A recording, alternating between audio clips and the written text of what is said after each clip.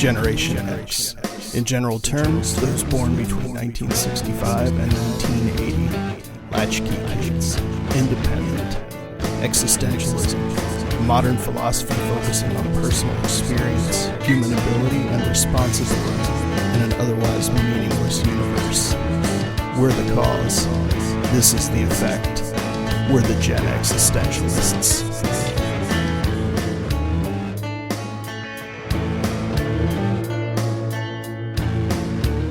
Welcome in to the Gen Existentialist podcast. My name is Scott. And I'm Bunny. And we are here to tickle your heart with tales of Gen X wonder. Mm-hmm. So, I'm going to spin Mega Wheel of Magnificent, and our goal for this episode is whatever she throws at us, whatever she gives us, whatever nonsense comes off of her huge board.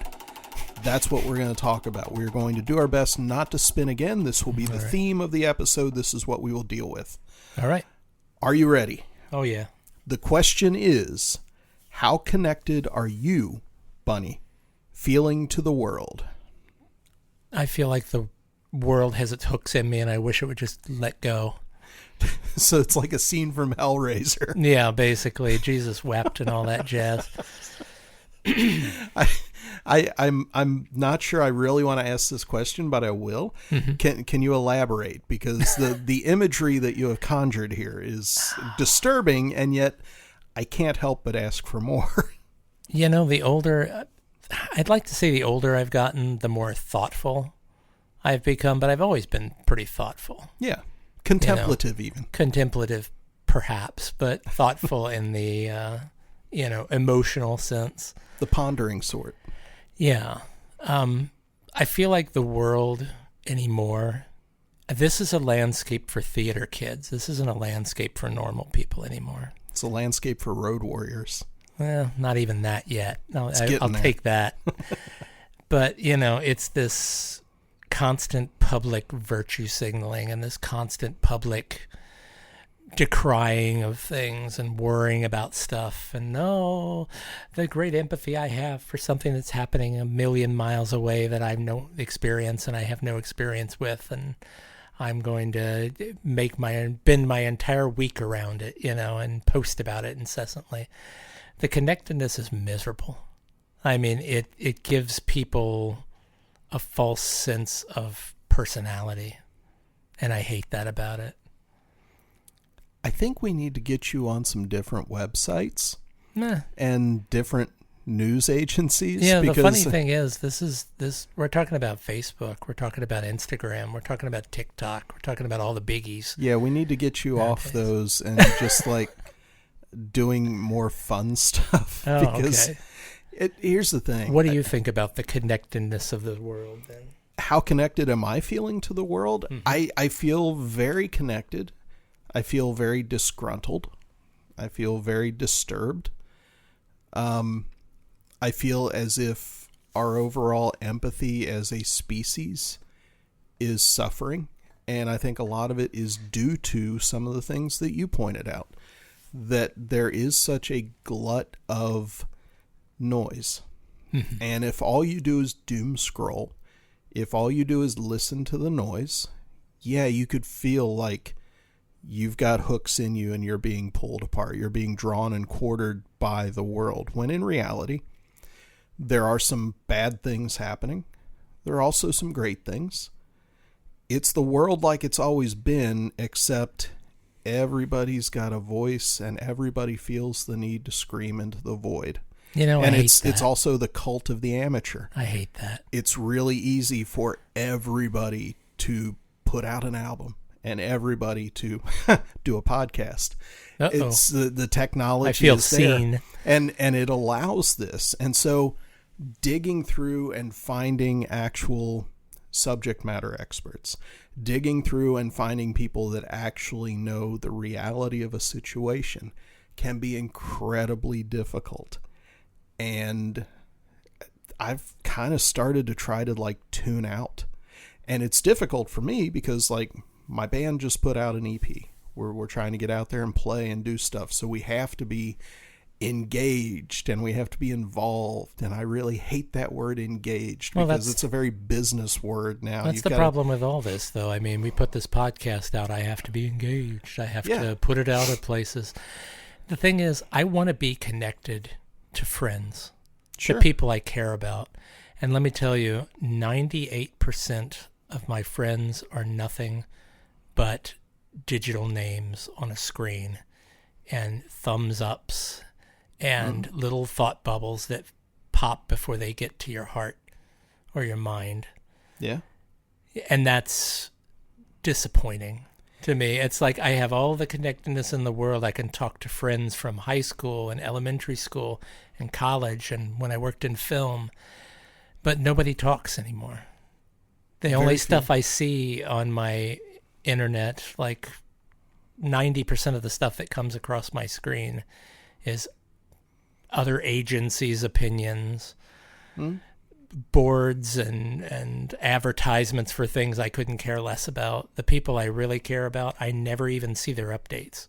Yeah. If I don't physically go to your website and try to dig around and see what you've been up to, I don't even know.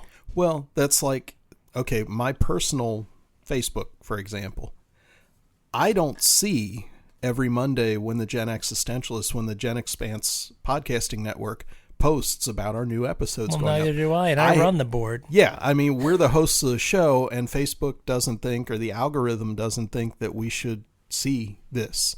There is no option anymore to go to the latest things in your thread because you're seeing what they want you to see. I've stopped jumping on the internet a whole lot. I'm reading books. What? And I'm happier about that. I've gone back to reading books again. Man. I'm not even using my Kindle that much anymore. I'm actually physically buying books and reading. Blasphemy. Oh my God, boomer? Yeah, but you know what? I don't get ads in my books. I don't have to listen to somebody else's screed about what I'm reading. So am I feeling connected to the world? Yeah, but I'm trying to pull some of those hooks out and do things a little bit differently. And I hear you, what you're saying about all the stuff you're seeing, but I think a lot of that's algorithmically based too, that it's stuff that you've been seeing, you're going to continue to see until you break the cycle, go other places, find other things to look at and do. Can I give you a leg off that question? Sure. So our social media connections, like the things we're talking about, Facebook, Instagram, all that, we already kind of covered that they're replacing the real world connections. But do we as Gen Xers feel more like spectators now in this digital age compared to how we once lived? Because we've got that counterpoint, like I think you mentioned. Are you feeling like a spectator or are you really feeling hooked in? I think spectator is an interesting word for it. Mm-hmm. Chosen for that reason. Yeah, I think speaking for myself, I can't speak for the rest of you Gen Xers out there that are listening or other generations that may be listening in, but for me, yeah, I do feel like a spectator. I've mentioned it time and time again that I miss friends just dropping by and banging on the door. Remember when that used to happen? I remember doing it. I mean, you remember when you were kids and your friends were just materialize on the porch and eat out our pops and hang out. My favorite thing was, you remember, like through high school, I lived in the basement of my parents' house. My dad and I kind of worked that one room, and that was like my apartment down there. And there was the one window right by the driveway. Yeah. So I would be laying on bed reading a book or doing something or playing bass. And I knew somebody was there because people would knock on the window as they were coming down the driveway around to the back door. Yeah. And I always thought that was entertaining. That was the thing. I had the similar thing where I had a room in the basement that was just like a rec room, but I'd hang out down there a lot at night. And people would knock on the back door. You know, they'd wander around to the backyard of the house and bang on the door at all hours of the night. 2 or 3 in the morning, and people dropping by. I miss... And God help you if you left the door unlocked, we would just walk in. That's true, yeah. I miss that kind of connectedness. I mean, I know that a lot of my good friends don't live here anymore. Yeah. That the only way I can stay connected to them is through social media. I don't feel very connected to most of them because I never physically see them anymore. I don't walk into a room and somebody smiles at me and pulls a chair out next to them. Yeah. And I don't feel that sort of... I think I talked about it once in one of the other podcasts where I feel like I'm on a satellite orbiting a world that I used to be very comfortable in and used to feel really warm. And I'm just broadcasting to it and hoping for a signal to come back. And sometimes that signal doesn't come back. And it just makes me feel a little more isolated. Yeah. So that's how I feel about it. And I think sometimes, like from an artistic point of view, it can be even more humbling. Like when you do put something out, like you're a band, you release something, and you don't have expectations, especially with the glut of material that's out there, regardless of how original you are and how much the stuff you're doing, you realize nobody else could do what we're doing. Nobody sounds like us. But to put something out and not have hardly any kind of impact is humbling and a little bit, it freaks you out a little bit because you really do get that kind of screaming into the void. Like, where are we at? And we've talked about this before, you know, is there art for art's sake? Is it enough to write and create for oneself? And we have pretty different opinions on that. It helps me that I feel like there is, and you should do it first for yourself. So yeah, I wonder though, like the differences for us as Gen X, like compared to boomers behind us, well, ahead of us, and like millennials, Gen Z behind us, how they feel with regard to these very specific things, like the interconnectedness with social media, especially. Because I see the comfort and ease with which younger folks use social media, but I think their expectations are a lot different because I don't think they grew up with those physical connections that we did. Have you seen the same thing? I have. Yeah, I think it's a completely different landscape for a lot of these people. I mean, they don't have the same experiences we have, like you said, with people just dropping by at 2 a.m. Yeah. Or friends sitting in an apartment that's so small that everybody's knees are together because you're all on the floor hanging out watching wrestling or something. And things like that aren't a norm for them. I think a lot of them grew up in a digital world, and that's how they navigate it. Yeah. Yeah, and I see that too. Like, when I started working, 1996 post-college, in my first kind of like career-oriented job, there was no email. And where I worked, I was one of the first couple people to have a PC versus like a workstation, because one of the accounts I was working with required quoting via email. So that was kind of cool. It was new and different. And today it is the expectation.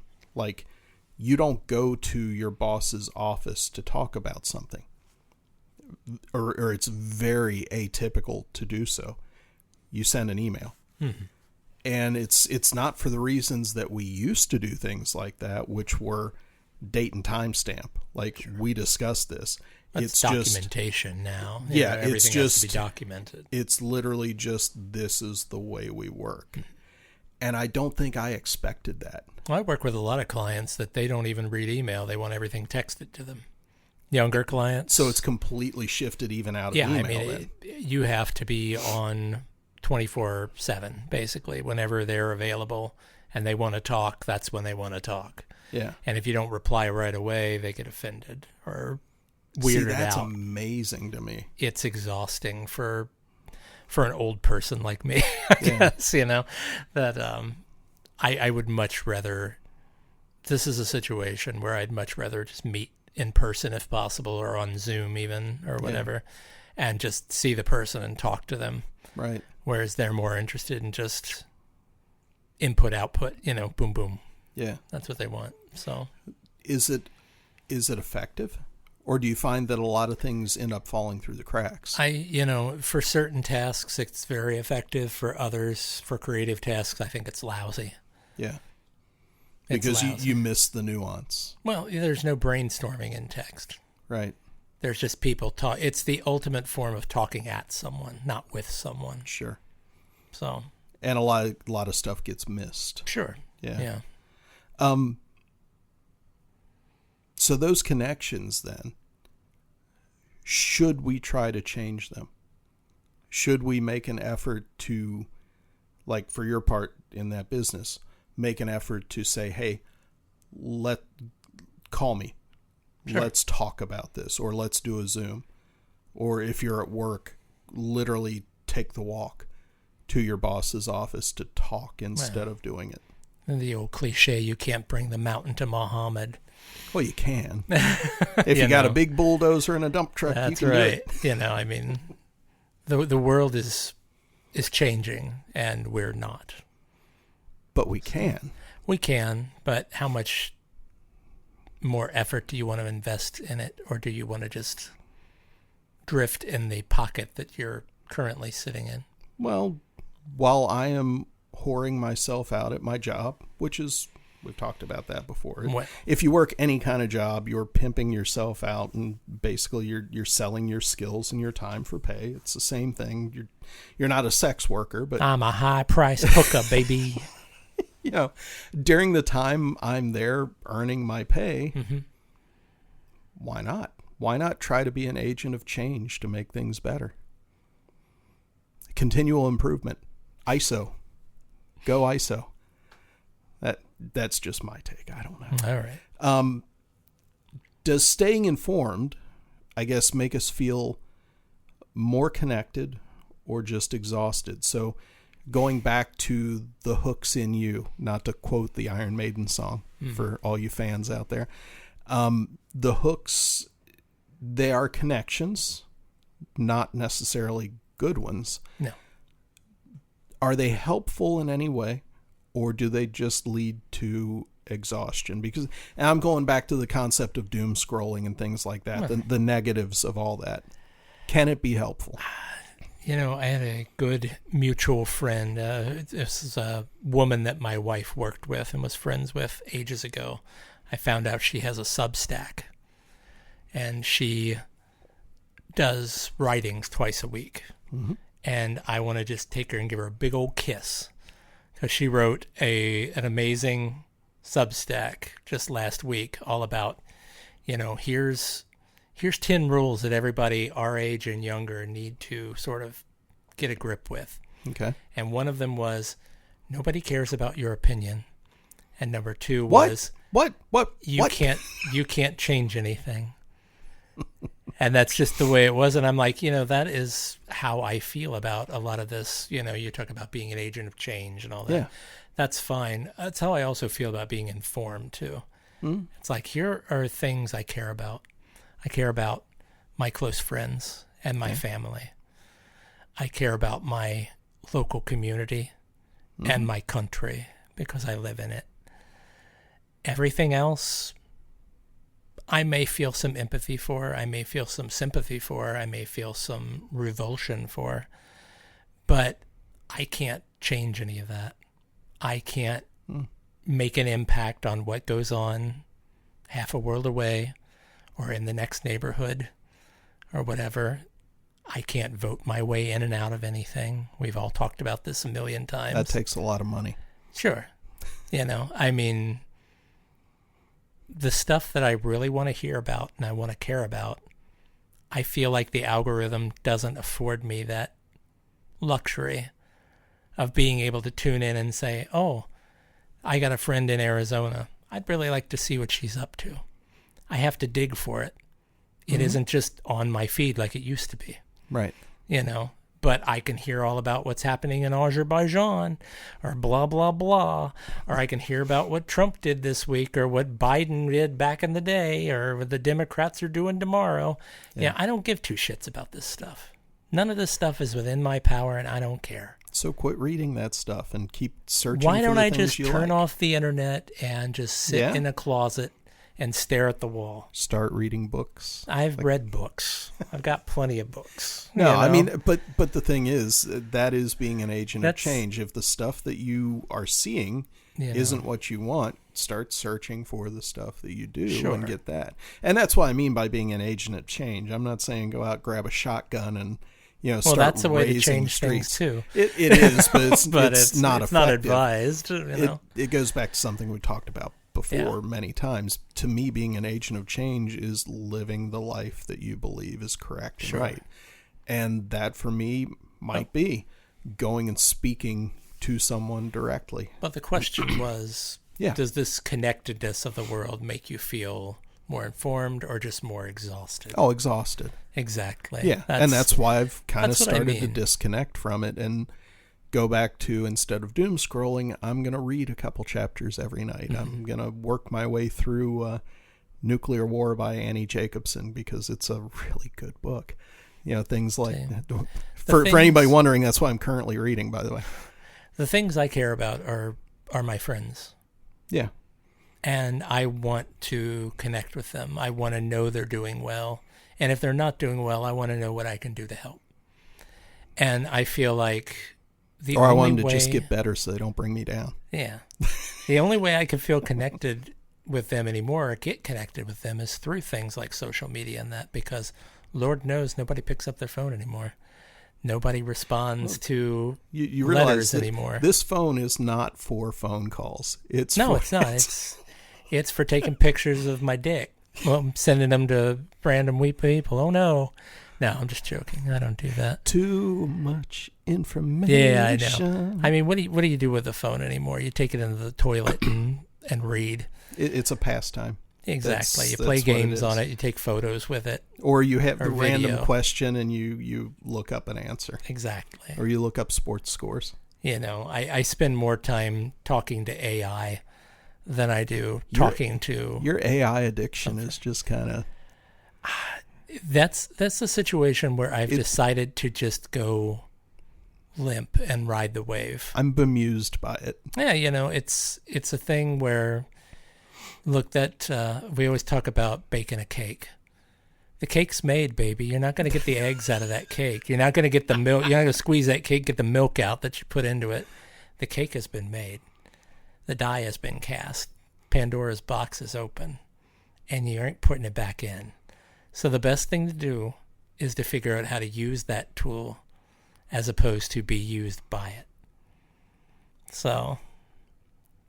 If everybody in the listening audience could see the devious look on your face right now, because you are taking such glee in this, and I think it's because secretly you are kind of a Lex Luthor character. I would be Lex Luthor in a heartbeat before I'd be Superman. Yeah, you're just so much of a burn it down, and it's not new for anybody that thinks it's new. He's been this way since we were kids. Like, if we can burn it down, take a scythe to the whole thing. No, it's all about knowing what I can and can't change. Sure.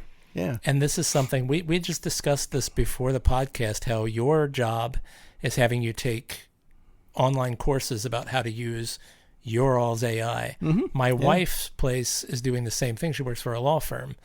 They're introducing something called Harvey, which is their version of AI.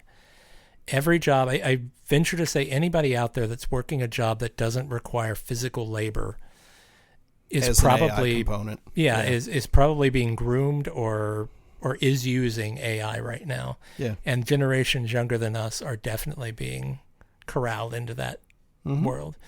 So instead of kicking against the pricks, why not figure out a way to surf the Kali Yuga, as they say? Yeah. We really should put together for this episode a list of the musical references, because that's true. We've done everything from Duran Duran to Nick Cave. That's now. Right. It's just it's been entertaining for me as we've gone along. So. Look at us Gen Xers, just being Gen Xers. Yeah, if you would like to, folks, if you caught all those different references in this episode, please leave them in the comments wherever you're listening to this. We would appreciate it for everybody that caught them. Please name the band and the song titles or album titles.